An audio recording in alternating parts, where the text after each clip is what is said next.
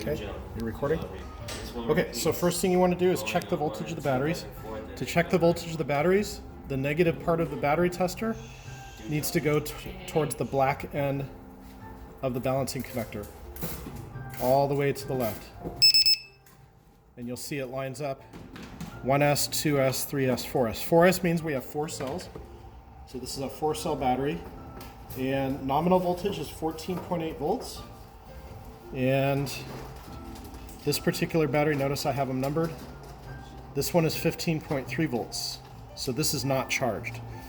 High charge will be 16.8. So this is not charged. So this would be a battery that we want to charge. So that's a candidate for charging.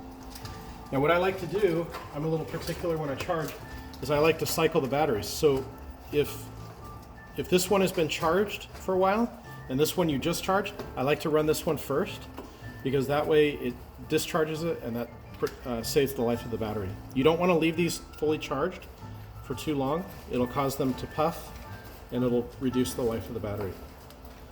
All right, so I'm going to check this battery. And this one here is 16.7 volts. So this would be the next battery I fly. So just for your reference, when you, well, I'll be here Monday, but we want to fly battery number 1. Okay, so now that we've checked batteries, we know that this one is already charged. To charge this battery, this is called a balancing port, and the balancing port gets plugged in to the balance socket. What you're going to do when you plug this in is you're going to find on the balance board, you're going to find 4S, and you want the one that says XH, 4S XH. Now the other batteries are 3S. So if you're charging with a 3S battery, you want to do 3S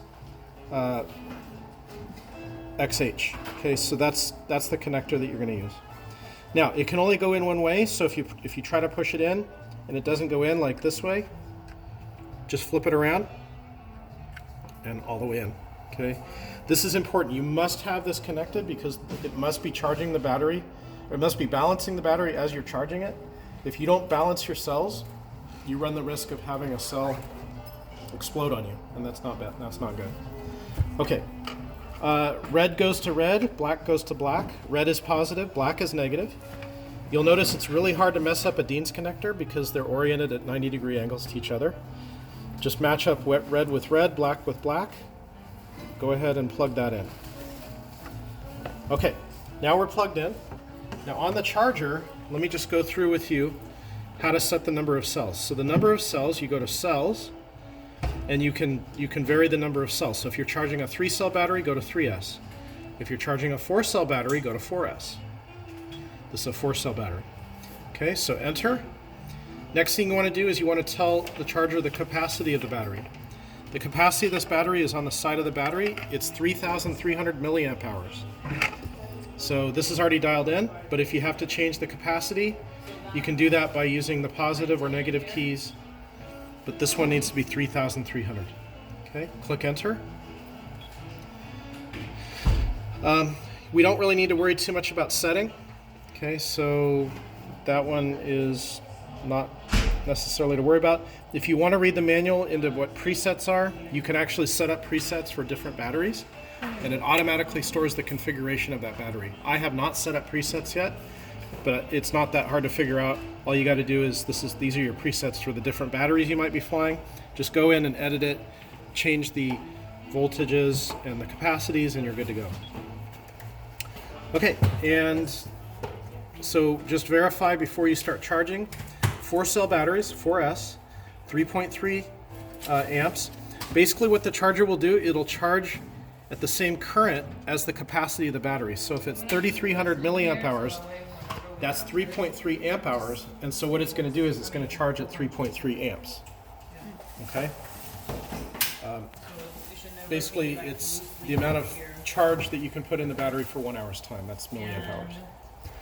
All right, D means discharge, 2.0 amps. So if you wanted to discharge these batteries, let's say that you're not going to fly for a while, and you want to discharge the batteries down to nominals, or down to just above nominals, so you save the battery life, I would recommend doing that. You're going to want to do that in the off season. So when you guys aren't flying after the competition, make sure you bring all the batteries down to nominal. Otherwise, it'll ruin them.